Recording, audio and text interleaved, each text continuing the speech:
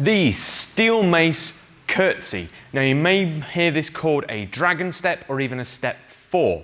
However, if you do this with a kettlebell, it's a curtsy squat. If you do it with a barbell, it's a curtsy squat. If you do it with a dumbbell, it's a curtsy squat. If you do it bodyweight, it's a curtsy squat. So why not? It's a curtsy squat just with the steel mace, okay? So what we're going to do is stand with an upward thumb grip, and what you're going to do is take your opposite leg, that's the one furthest away from the mace head, and you're going to take that behind you and step as much in line as you can. So down we go, get that knee nice and close to the floor, crush the steel mace, stand up, and then we can do a ballistic curl and go again on the other side. You can also make this a little bit more steel mace specific by throwing in an archer as well.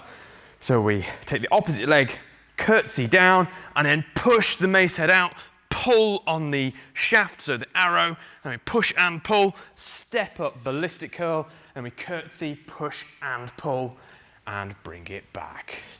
Do that for the number of reps or time prescribed in your program.